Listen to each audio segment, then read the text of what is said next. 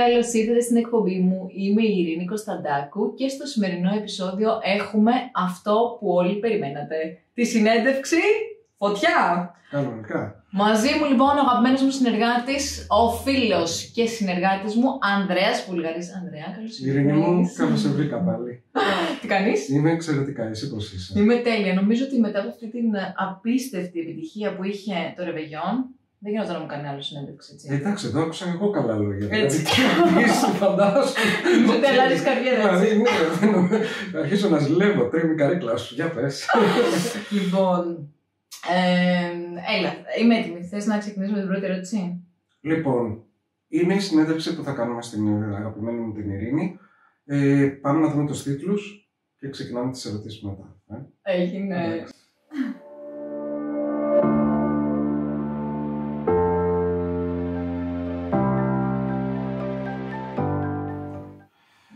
Λοιπόν, οπότε πάμε να ξεκινήσουμε με τα πιο απλά, το οποίο είναι οι σπουδές σου. Okay. Να μου πεις τι σπούδασες, έχεις κάνει και ένα Master Science, που είναι πάνω στη μοριακή διατροφή, γενικά για τις σπουδές σου και τι είναι η μοριακή διατροφή. Ωραία. Γενικά πέρασα στο ΤΕΙ Κρήτης, στο παράδειγμα της Αιτίας, σπούδασα διατροφή και διαιτολογία. Τελειώνοντας από εκεί, ήθελα πάντα να κάνω το συγκεκριμένο μεταπτυχιακό από το πρώτο εξάμηνο, να φανταστείς. Ήμουν τόσο τυχερή που έγινε στο Χαροκόπιο η μοριακή διατροφή. Το πώς σχετίζεται δηλαδή το γονιδίωμά μας μαζί με τις νόσους, τις ασθένειες και τη διατροφή μας, ήταν κάτι το οποίο ήταν πολύ ενδιαφέρον για μένα από τα πρώτα φοιτητικά μου έτη και το ήθελα. Οπότε έτσι και το επέλεξα. Δηλαδή λίγο πιο αναλυτικά, ας πούμε.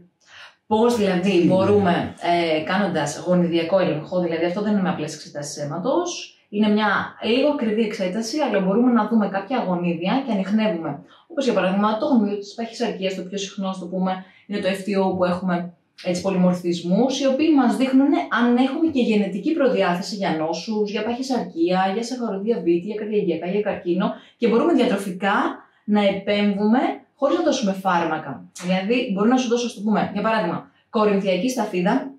Ενώ αν τη δώσω σε κάποιον άλλον, να σου μειώσω το λίπος στο σηκώτη και σε κάποιον άλλον ασθενή απλά να μην έχει κανένα όφελος, ούτε και ζημιά ασφαλώς. Θεωρείς ότι αυτό είναι κάτι το οποίο θα έπρεπε ο κόσμος, ας πούμε, στις εξετάσεις που κάνει από μικρή ηλικία, αφού μπορεί να ανιχνευτεί, να κάνει μια εξέταση τέτοια διατροφικού DNA, ας πούμε, και να μπορέσει μετά να προσέξει στο μέλλον να στρώσει όλη του τη διατροφική ζωή. Παίζει αυτό. Ιδανικά, κοίτα, είναι η τεχνολογία και η διαιτολογία του μέλλοντος. Δηλαδή, πραγματικά, αν είχαμε στραφεί όλοι οι συνάδελφοι, οι διαιτολόγοι και οι διατροφολόγοι στην αυριανή μας επιστήμη, θα ήταν αυτό. Δηλαδή, από τις απλές βιοχημικές εξετάσεις που ζητάμε έτσι κι αλλιώς, πριν ξεκινήσουμε οποιαδήποτε διατροφή μέτρων, οποιοδήποτε διαιτώμενο, θα μπορούσαμε ακόμα, είναι ακριβό. Είναι ακριβή σαν εξέταση. Πολλά γενετικά υλικά δεν αποκωδικοποιούνται στην Ελλάδα, φεύγουν στο εξωτερικό. Αν και έχουμε πολύ καλά και στο Πανεπιστήμιο της Κρήτης και εδώ στην Αθήνα. Οπότε, όταν μειωθεί λίγο το κόστος, είναι η εξέλιξη του αύριο. Θα είναι σημαντικό για όλους μας. Και πλεονέκτημα για εμάς τους διαιτολόγους, έτσι. Γιατί θα ξέρουμε γιατί μια δίαιτα που θα δώσω σε σένα δεν κάνει στη Μαρία, δεν κάνει στη σύντροφό σου, στον μπαμπά μου, στον αδερφό μου. Και αντίστοιχα θα έχει και σίγουρα θα είναι πολύ περισσότερες οι πιθανότητες της επιτυχίας. 100%. Είναι λογικό. 100%. Γεια σου. Και να σε ρωτήσω, πώς αποφάσισες να γίνεις διαιτολόγος? Την περίμενα. Εντάξει, δεν το ξέρω κιόλας. Την περίμενα αυτή την ερώτηση. Ναι, την περίμενα, αλλά δεν ξέρω και δεν το ξέρω το λόγο που έγινες. Δηλαδή, πώς αποφάσισες, πέρασες τις πανελλήνιες εκεί? Όχι. Ήταν τυχαίο ή είναι η απόφαση να κάνεις κάτι τέτοιο? Η διαιτολογία, Ανδρέα, με διάλεξε, δεν τη διάλεξα.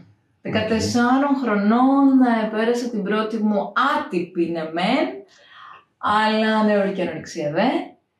Στην οποία μετρούσα θερμίδες, είχα πάρει θερμιδομετρητή, προσπαθούσα να μην ξεπερνάω ένα συγκεκριμένο αριθμό θερμίδων, είχα κάνει ένα ωραίο διατροφικό πλάνο, έχασα αργά και σταδιακά σε 6 μήνες, το πούμε 22 κιλά, οπότε... Από μόνη σου τώρα. Ναι. Οπότε μεγαλώνοντας είχα κάνει και ένα τεστ σχολικού επαγγελματικού προσανατολισμού, το οποίο μου το έβγαλα μέσα στο top 5. Οπότε Μετά έχει συνήθεια που έγινε λατρεία. Βάζεις τώρα πρώτα απ' όλα χρωστάς επεισόδιο, διατροφή και νευρική ανορεξία. Ναι. Γιατί εντάξει, ξέρουμε ότι είναι πάρα πολύ δύσκολο να επανέλθεις, έτσι. Είναι το πιο δύσκολο, Ανδρέα. Την νευρική ανορεξία την παντρεύεσαι. Δεν. Είναι πάρα πολύ επικίνδυνο. Θέλει συνεργασία οπωσδήποτε με ψυχίατρο, ψυχοθεραπευτή. Θέλει το άτομο πραγματικά να βρίσκεται σε μια κατάσταση που να γνωρίζει ότι χρειάζεται βοήθεια για να μπορέσει να του την παρέχει ο γονιός, ο σύντροφος, ο κηδεμόνας ή ο συνοδός του. Είναι δύσκολη κατάσταση και σε οποιαδήποτε περίεργη φάση της ζωής, βλέπε τώρα ένα lockdown, βλέπε ένα χωρισμό, μια αλλαγή εργασιακού περιβάλλοντος, ένα πένθος, μπορεί να κάνει παλινδρόμηση. Είναι δύσκολο περιστατικό. Είναι πιο δύσκολο από την ψυχογενή βουλημία, δηλαδή. Ναι. Όχι, έτσι λένε. Βέβαια, αυτό το μας μην κάνουμε και δεν είναι και μόνο αυτό. Είναι ότι κάπου εκεί πέρα πέφτει το ότι έχασα λες 22 κιλά σε 6 μήνες. Ναι. Λοιπόν, κάπου πρέπει να το δούμε όλο αυτό. Δηλαδή, κάπου πρέπει να εξηγήσει πόσο επικίνδυνο είναι αυτό. Ναι. Γιατί... τα χάσα με καλό ρυθμό. Αν σκεφτούμε το ότι by the book, ο Παγκόσμιος Οργανισμός Υγείας μας λέει 4 κιλά το μήνα, 64. Είσαι μέσα. Ναι. Ναι, απλά έφτασε σε κιλά που δεν θα έπρεπε να φτάσει. Ακριβώς. Κατέβηκα πολύ χαμηλά στο δίκτυμα του σώματος. Δηλαδή, κάτω από 18,5, αν θυμάστε, μπορούμε να πετάξουμε το link για να το θυμηθούμε. Ναι. Ακριβώς. Κάτω από 18,5 πέφτουμε σε λιποβάρειες, είχα φτάσει σε 17,5. Ήμουνα δηλαδή. Και να σε ρωτήσω τώρα κάτι. Δηλαδή, έκανες 6 μήνες να χάσεις 22 κιλά. Πόσο καιρό έκανες για να πάρεις τα κιλά που θα έπρεπε, για να επανέλθεις σε υγιής? Η πιο σωστή ερώτηση είναι αυτή. Είναι η πιο σωστή ερώτηση. Ξέρεις, δυσκολήθηκα πάρα πολύ. Και δεν σου κρύβω ότι χρειάζεται βοήθεια εκεί. Δεν γίνεται. Παιδιά, είναι πάρα πολύ σοβαρό. Δεν είναι τρώω σοκολάτες, μπέργκερ, κρουασάν και παίρνω κιλά. Θέλει πάρα πολύ δουλειά, γιατί σκέψου ότι ο οργανισμός μας είναι σαν ένα αμάξι.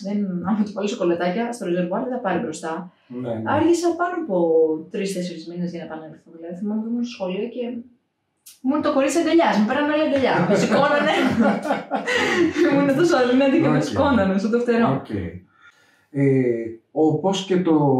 Όπως και θα πρέπει λίγο να συζητήσουμε αρκετές φορές, πώς είναι το να παίρνει ο άλλος απόφαση να κάνει μια δίαιτα που φαντάζεται ότι θα την κάνει πάρα πολύ ωραία, που την έχει διαβάσει σε κάνα περιοδικό, που την έχει διαβάσει στο ίντερνετ, που την είπε ο ξάδερφος, η μαμά του θείου. Να κυκλοφορούν στη δουλειά, ξέρω εγώ. Βγάλε και σε μένα μια φωτογραφία. Ναι, έχουν και ονόματα. Είναι η δίαιτα τάδε, η δίαιτα του ανανά, η δίαιτα της πάπιας.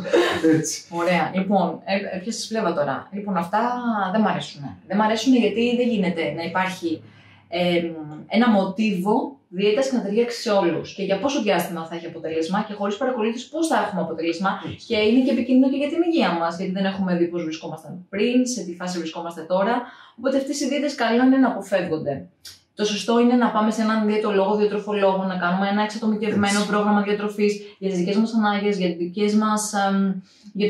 δικές μας συνήθειες, για τον ύπνο μας, για την άσκησή μας. Να είναι εντελώς προσωποποιημένη. Άλλη διατροφή θα κάνει ειρήνη, άλλη ο Ανδρέας. Είναι ξεκάθαρο. Περίμενε τώρα. Άλλη διατροφή θα κάνει ειρήνη, άλλη θα κάνει ο Ανδρέας, άλλη. Υπάρχουν όμως, λένε ότι οι πιο διάσημοι, ας κάνουν και επεισόδιο, οι πιο διάσημοι, ας πούμε, διατροφή είναι η μεσογειακή διατροφή. Ναι, είμαι φαν. Υπάρχουν και διατροφές που είναι έτσι, που χάνεις γρήγορα κιλά, που απορρίπτεις το άμυλο, που απορρίπτεις το αυτό ή που τρως μόνο μακαρόνια. Ναι. Ποια είναι... λένε ότι η καλύτερη διατροφή... Ναι. Πάντα έτσι. Λένε, ας πούμε, ότι η καλύτερη διατροφή είναι μεσογειακή. Είναι πρώτα απ' όλα. Ναι, και σε αυτό θέλω να αφιερώσω ένα εξατομικευμένο εντελώς επεισόδιο πάνω σε αυτή, στα ωφέλη της και μόνο. Όχι απλά είναι καλύτερη, έχουν γίνει μελέτες στις οποίες έχουμε δει ότι βοηθάει σε καρκίνους, σε καρδιαγγειακά, σε διαβήτη, προλαμβάνει νόσους, σε όλα τα αυτοάνοσα. Δηλαδή, είναι και η δίαιτα που έχει μεγαλύτερη προσκόλληση, αν θες. Δηλαδή, σε βάθος χρόνου μπορεί να χάσουν περισσότερα κιλά με άλλη δίαιτα, αλλά σε βάθος χρόνου η συντήρηση των κιλών είναι μεγαλύτερη στη μεσογειακή. Οπότε το μη χείρον βέλτιστον. Δεν κοιτάμε, να χάσω γιατί έχω εκπομπή να βγω σε μια εβδομάδα μείον 4 κιλά και να πάρω 6. Ωραία, και αν υποθέσουμε ότι εγώ είπες ότι μπορείς να χάσεις γρήγορα κιλά. Εγώ είμαι ανυπόμονος, θέλω να χάσω κιλά. Θέλω να βλέπω τα κιλά γιατί και ψυχολογικά θα νιώσω καλύτερα. Θες το αποτέλεσμα πιο γρήγορα. Ακριβώς. Μπορώ να επιλέξω ή να με καθοδηγήσει σε κάτι. Ασφαλώς. Κοίτα, κάθε διαιτολόγος έχουμε στη φαρέτρα μας όλες τις δίαιτες, έτσι. Εννοείται πως ο πελάτης μπορεί να μας ζητήσει το οτιδήποτε. Εγώ θα σου εξηγήσω τα ωφέλη, τα υπέρ και τα κατά της μεσογειακής με μια οποιαδήποτε fad diet, διάσημη γρήγορη, της μοδός δίαιτα. Από εκεί και πέρα ασφαλώς και γίνεται αυτό, με καθοδήγηση, τα στάδια, ακολουθούμε τα πρωτόκολλα, γιατί κάθε δίαιτα έχει τα δικά της πρωτόκολλα και ναι, μπορείς να τα χάσεις εφόσον, προσοχή, το σφάλμα που κάνετε όλοι. Το σφάλμα ποιο είναι, χάνουμε τα κιλά και εξαφανιζόμαστε. Δεν γίνεται έτσι δουλίτσα. Άμα δεν κάνουμε σταθεροποίηση συντήρηση, σας υπογράφω εγώ εδώ πέρα ότι μέσα σε λιγότερο χρονικό διάστημα από ό,τι τα χάσετε θα τα ξαναπάρετε συν 2 μπόνους. Εννοείται. Μα νομίζω ότι σε όλα τα πράγματα η συντήρηση είναι το Α και το Ω. Δηλαδή... Ακριβώς. Είναι τρόπο ζωής πλέον. Λοιπόν, και μία ερώτηση για τους Έλληνες. Οι Έλληνες θεωρούνται παχύσαρκοι σε σχέση με το παγκόσμιο πληθυσμό. Υπάρχουν κάποιες ηλικιακές ομάδες ή πιο ηλικιωμένοι ή τα νέα τα παιδιά που παρουσιάζουν παχυσαρκία που θα πρέπει να είμαστε πάρα πολύ προσεκτικοί. Λοιπόν, πάρα πολύ ωραία ερώτηση. Τα δεδομένα ανά πενταετία αλλάζουν δραματικά, Ανδρέα. Δηλαδή, αυτό που βλέπουμε είναι ότι σίγουρα οι νεότερες γενιές έχουν πολύ αυξημένο ποσοστό παχυσαρκίας. Παλιότερα όμως βλέπαμε ότι οι μεγαλύτερες ηλικίες ήταν λίγο πιο φυσιολογικοί στο δείκτημά του σώματός τους. Τώρα τείνουν οι μεσήλικες και οι υπερήλικες της γενιάς μας να είναι σε υπερβαρότητα και παχυσαρκία ως επιτοπλίστων. Άρα λοιπόν δεν τα πάμε καλά σαν χώρα, δεδομένου το ότι αν σκεφτούμε, είμαστε ο πρόγονος, από εμάς ξεκίνησε η μεσογειακή διατροφή, από την κρητική διατροφή, όπως είπαμε. Οπότε είναι δυσίωνο το μέλλον. Ευελπιστώ και εύχομαι πραγματικά να γίνει μάθημα η διαιτολογία στη σχολεία, έτσι ώστε να εκπαιδευτούν τα παιδιά από μικρά. Γιατί τα μικρά παιδιά, όπως έχουμε πει και στο επεισόδιο για τα παιδιά, είναι οι αυριανοί ενήλικες. Αν ένα παιδάκι ξεκινήσει υπέρβαρο παχυσαρκό, τείνει ακριβώς να γίνει υπέρβαρος και παχυσαρκός γονέας. Και ένα τελευταίο για το COVID. Ναι. Είχαμε τώρα λοιπόν όλη αυτή την ιστορία με το COVID. Τελικά ένα χρόνο μετά που είμαστε κλεισμένοι και αλλάξανε όλα τα διατροφικά μας δεδομένα. Τελικά το συμπέρασμα τι ήταν, διατροφικά και σε θέμα υγείας έκανε καλό αυτό που κλειστήκαμε μέσα ή τελικά ψυχολογικά όλο αυτό ήταν ανάποδο? Λοιπόν, κοίταξε να δεις. Στην πραγματικότητα εγώ συνάντησα και τα δύο. Δηλαδή υπήρχαν άτομα που από το φόβο, από το στρες, από το πανικό, από τη στεναχώρια χάσαν βάρος. Στο πρώτο lockdown. Στο δεύτερο, ενώ πήραν οι περισσότεροι κιλά στο πρώτο lockdown, στο δεύτερο τείνουν οι περισσότεροι να έχουν πάρει κιλά. Έχει μειωθεί η άσκηση, κλειστά τα γυμναστήρια. Περιορισμός με το μήνυμα 6. Η ψυχολογία μας είναι πραγματικά σε όλους μας επηρεασμένη. Υπάρχει όντως και το στενάχωρο του χώρου μας, αλλά και της πίεσης που δουλεύουμε από το σπίτι, που δεν βγαίνουμε έξω, που δεν ντυνόμαστε να βαφτούμε, να μπούμε στα μάξι μας, που φοράμε τη μάσκα, που δεν βλεπόμαστε. Είμαστε και όλη μέρα μέσα στο σπίτι, έχει γίνει το σπίτι μας γραφείο και είμαστε από καναπέ σε κρεβάτι, από την καρέκλα στο γραφείο. Οπότε είμαστε συνέχεια, τι να κάνω, ας ανοίξω το ψυγείο, ας πάω ένα κρετσίνι, ας αγοράσω και κάτι, ένα delivery. Οπότε έχετε όλο αυτό και διωγγώνεται, πολλαπλασιάζεται. Οπότε σίγουρα και αν το προσέξατε, στους επόμενους εμβολιασμούς από τις ομάδες οι οποίες είναι στο να εμβολιαστούν, εκτός από αυτές που ξέραμε μέχρι στιγμής, είναι και η παχυσαρκία. Δηλαδή πρέπει να είναι από τους πρώτους. Λοιπόν, τώρα σου πω μια έκπληξη. Happy birthday, baby. Happy birthday to you. Happy birthday, baby. Happy birthday. Λοιπόν, Ειρήνη μου, η έκπληξη είναι αυτή. Πιστεύω ότι φαίνεται. Τι ωραία! Ένας χρόνος YouTube με το λογότυπο. Ξέρεις τι, μου έρχεται φαίνεται. Όχι απλά έχω συγκινηθεί, είναι και τραγούδι. Για πες. Ένας χρόνος YouTube. Ένας χρόνος YouTube. Και τώρα θα το πούμε Happy Birthday YouTube. Εννοείται. Τέλειο, και πρέπει να κάνω και ευχολά. Λοιπόν, κάτσε να το γυρίσω έτσι, για να φαίνεται και στην κάμερα. Ναι. Έτσι, άψογα. Έχουμε κρύψει το... Δεν πειράζει, θα το δείξουμε μετά. Λοιπόν, πάμε μαζί, μας δυο μας. Happy birthday YouTube. Happy birthday YouTube. Happy birthday dear Happy birthday YouTube. Να κάνουμε μια ευχούλα. Yes. Λοιπόν, και το χρόνο. Λοιπόν, τι θα δώσουμε?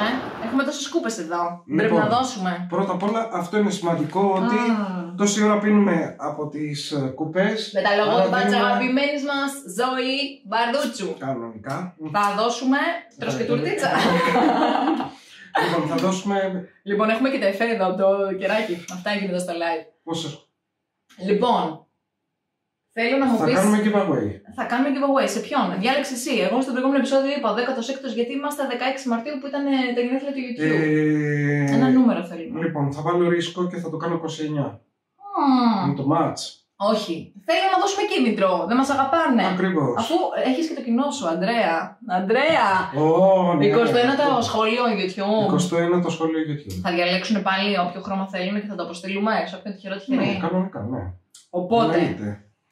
Βγαίνει το έχει. Είναι όλα τα χρώματα των λογοτύπων. Ναι, έτσι. ναι, να τα δείξουμε.